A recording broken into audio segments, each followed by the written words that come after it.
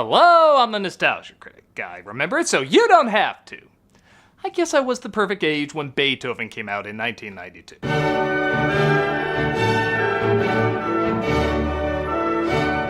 I was 10 years old, loved big dogs, and kinda giggled when I saw he was teamed up with the guy who sung a love ballad to Miss Piggy. It was a big hit at the box office, earned several sequels, even got an animated series based off it, and according to Rotten Tomatoes, is pretty universally hated. Really? I mean, I guess I can see someone not getting into it, but has it really earned being disliked? Directed by Brian Levant, who if you watch my show, you're very familiar with, I'll totally concede this is probably his best film. But does that make it a good film? I don't know, maybe my memory is fuzzy, but I remember this flick being brutally inoffensive. A kid-friendly film that's corny without being cringy. And a lot of that, let's be honest, comes down to the well-picked cast. Everybody, of course, remembers Charles Grodin and the St. Bernard, but the other performances, while safe, are memorable. They do just enough to make the joke work, but never go too over the top to make it uncomfortable. Unless that's the point of the performance. Yeah, we'll get to that in a bit. I can see most adults skipping the film, but if you saw this advertised somewhere, isn't this about what you'd expect? Okay, it's not Marley and Me, but it's the equivalent of a TGIF movie. Hell, it's got some TGIF stars in it. I personally remember it being fine for a children's flick, but maybe I need to watch it again. So, that's what we're gonna do. Let's go back to a time when Everybody Loves Raymond did a crossover with the X-Files. This is Beethoven. The film opens with Oliver Platt and Stanley Tucci as two bumbling dog smugglers. Admittedly, not a good start. As our main villain, a veterinarian named Dr. Varnick, played by Dean Jones, says both the creepiest and non-creepiest line in any kid's film. I need puppies. How is anyone supposed to react to that? Imagine this guy walking into an animal shelter, somehow constantly backlit exactly how you see now, and he says, I need puppies. Would you laugh your ass off or give him a puppy because you're afraid his snake arms might bite you? I grew up with Dean Jones in a lot of Disney films where he's usually the main character but often teamed up with an animal sidekick. He plays this role like he wanted to eat every single one of those sidekicks. He is literally a vet who tests weapons on animals and loves the hell out of it. In most movies, I'd say that's pretty stupid, but because it's Dean Jones lit like a Marvel villain with his stapler guy glasses, talking like a bear, choking on Patty and Selma. Well, he'll be a little groggy this evening. It's some of the most enjoyable silly in the movie.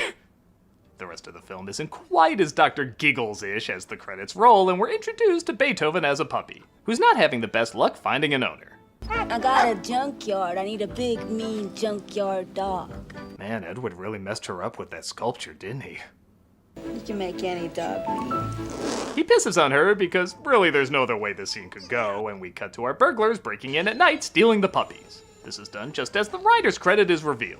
Edmond Dantes? Wow, he must have written it in his shit while staying at the Chateau d'If. If you're wondering why the Count of Monte Cristo wrote this, it turns out it's a pen name John Hughes used to use. And yes, it was very fun to type into Google why was John Hughes Edmond Dantes when he wrote Beethoven. It sounds like a drunk Mad Libs. It turns out he did this whenever he thought he was writing weaker material. Which is a great time to bring up he left his name on all these movies. Two of the dogs escape, including Beethoven, and he roams the neighborhood stumbling across the Newton family, with Charles Grodin playing the father, George. A part of me does feel bad because this guy has been in some of the best films ever made, and he's mainly known for this. Hell, most of the headlines when he died labeled him as the star of Beethoven. But he really does play the part perfectly. Never going too big or too subtle. Just look at this reaction when the paperboy gives him literal bad news.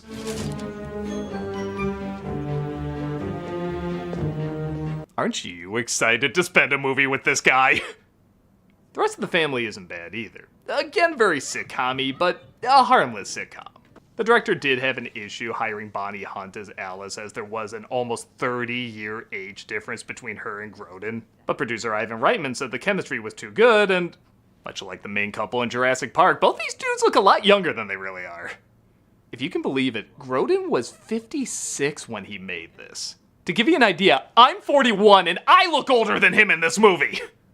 Beethoven sneaks into the room of the youngest kid, Emily, and the family thinks George bought the family a new pet.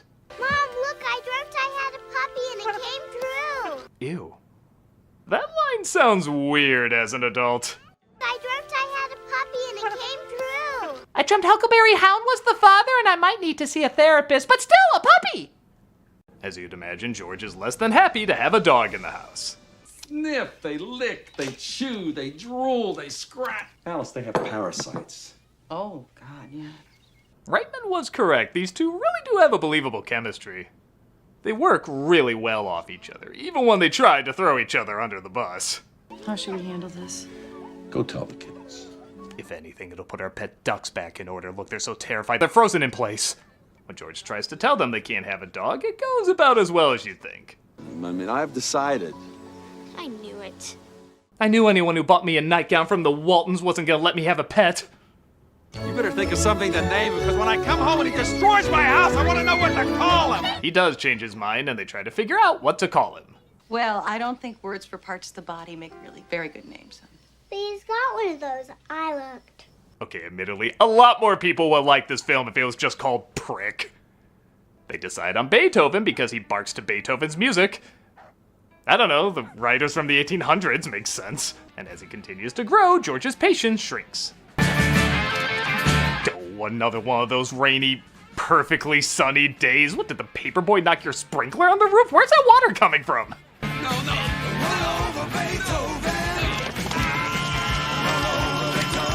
So yeah, okay, this isn't that funny a scene, but I like watching it because I like watching Grodin. His misery is just fun to watch. I feel like that's why I put up with a lot of stuff I've seen in this a million times. I legit like these actors and buy them as a family. They're the people you hang out with. Okay, when all the other people you hang out with aren't around, but you're friends with them for a reason. You still like them. Ladies and gentlemen, the screen debut of Joseph Gordon-Levitt. That was the screen debut of Joseph Gordon-Levitt. Beethoven tours the town that's so friendly to dogs you'd swear Italian stereotypes will go bonkers trying to get him to bang, and we see he's still friends with the dog who originally broke him out. Thanks. What do you say about helping me find a home? Can't help It you. looked like you had a nice place to stay. Can't help you. I saved your life. No, you know better. Meanwhile, at George's air freshener company, God, I want to put my hand up there to find the red flag. He tries to sweet talk some investors, played by David Duchovny and Patricia Heaton. I could use that in my Beamer. I could use it in my Beamer. Well, we feel a lot of people could use them in their Beamers. Can we not talk about putting things in people's Beamers, you weird dialogue? His son Ted is mocked by some bullies, though do they really have much to make fun of him for? I know I've seen this kid high-five some weird things in a lot of McDonald's ads. I have a sudden and overwhelming urge for some fries. Yes! But Beethoven scares them off, letting Ted take all the credit.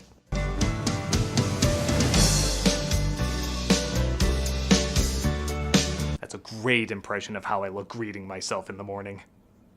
Don't think I can show this scene without playing this clip. Someone's kissing me. It must be a beautiful woman. Now, I'll make sweet love to you while keeping my eyes closed the whole time. Who are you talking to?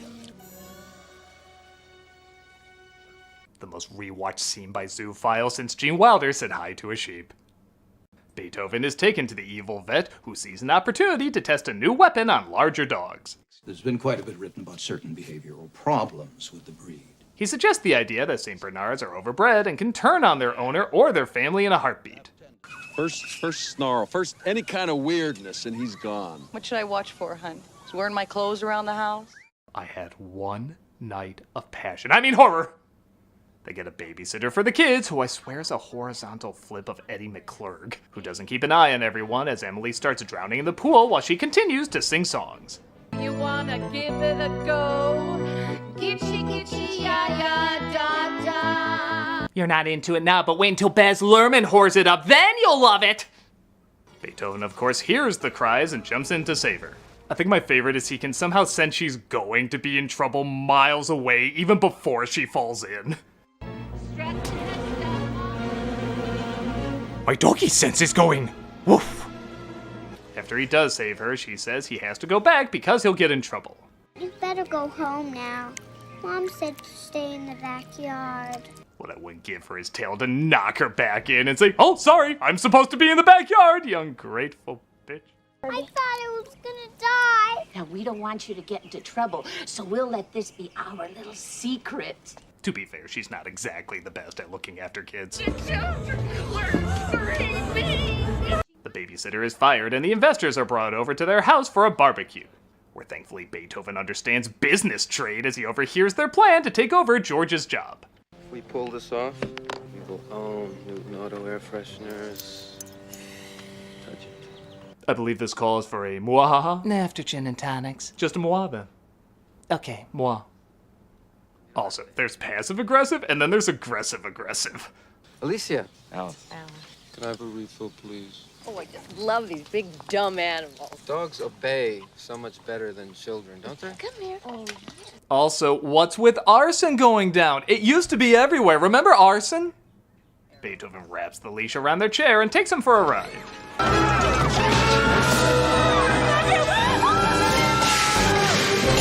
I'm realizing more and more this movie isn't really fun to laugh at, but it is fun to watch.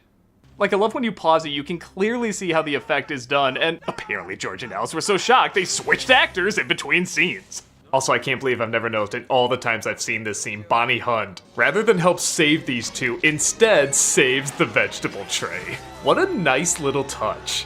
Again, it's not great, but are you not entertained? I really don't like our dog. Grodin and Hunt again share a really nice scene together, saying the usual stuff you hear in films like this about the overworking husband ignoring his family, but when they talk about it, you legit listen. My dream's going down the drain, and you're worried about a dog. Your family's going down the drain, and you're worried about a dream. Great, at least we see eye to eye. After the most fake game playing I've seen in a film for some time. At least mine. I get the next one. Okay, fine. Get that question block. It's not multiplayer! What are you doing? Granted, he could be playing the Power Glove right, I've just never seen anyone actually do it. The evil vet drops by, accompanied by his own evil music. Mrs. Newton. Sorry, our door creaks in the weirdest way. We're trying to fix it. He says he's following up on Beethoven's rabies shots, but it's actually an attempt to frame him and make it look like he attacked him, even though the vet was the first one to strike first. I saw you. You hit Beethoven. Why would I hit Beethoven? Even when he's trying to sound reasonable, he sounds like a pirate gargling Hunter S. Thompson. Once an animal crosses the line, attacks a human being, you can rest assured he'll do it again. By the way, I'm Batman, or whatever I'm trying to do with this voice. He says if Beethoven isn't handed over, he'll have to press charges, leaving George with no choice. Where are we going? Are we going to the Happy Factory where they make happy? No thank you, I have enough happy.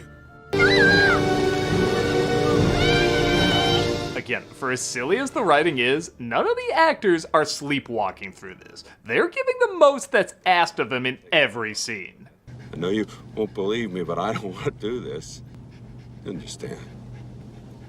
It's not your fault. Seriously, if he kept repeating that and Beethoven broke down in his arms, I would buy it. He hands him over to the evil vet and his family looks at him like, well, he just took their dog to be put down. Dog killer. More of that trademark Edmond Dantes writing. On that note, I do legit like this line. Beethoven made this house real. He put the dents in it. To be fair, the film had more than enough dents without his help. They have a change of heart and go back to question the vet about what happened, only to find out they were duped. You hit me, I'll have you put in jail for assault and battery.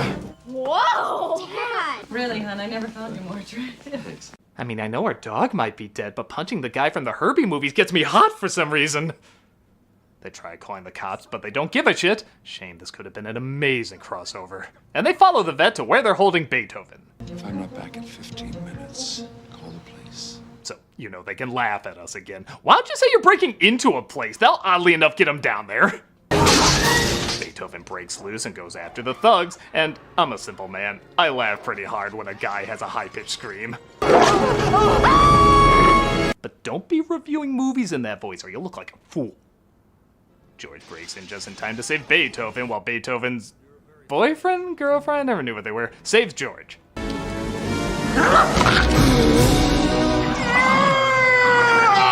When you suddenly realize the only reason they gave him those Coke bottle glasses was to make his reaction funnier when he got bit in the nuts. It kinda works. The kids drive into the place, resulting in one of the most surreal non-deaths in a kid's film. Great, I'm gonna be pissing Skittle colors for a week. And Beethoven is reunited with his family. The thugs dogs try to escape but get caught in a junkyard that honestly I always wondered if this lady owned. Will be reunited in the imposters. Of course, nobody dies, though granted, it is kind of worth it just to see this shot. But there is the question of what's to be done with all the other dogs. Good night, Murphy. Good night, Sally. Good night, Lacey.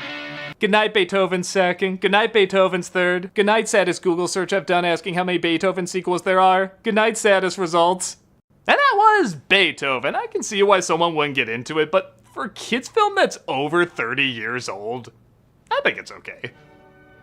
It's harmlessly wholesome, a film that doesn't try to be any more than what it is. If Marley and Me is Toy Story 2, then this is Sing 2.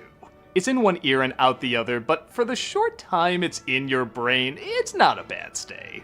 Again, most of that is from the acting, which again isn't spectacular, but could have easily been half-assed, and nobody ever really does that. Yes, I'll admit I would have liked it more if it was just a story about a big dog learning to adapt to a big family, but even when it does get weird with the evil vet, it's still an entertaining kind of weird. And sometimes that's okay. I'm the Nostalgia Critic, and excuse me, someone's at the door. I need puppies.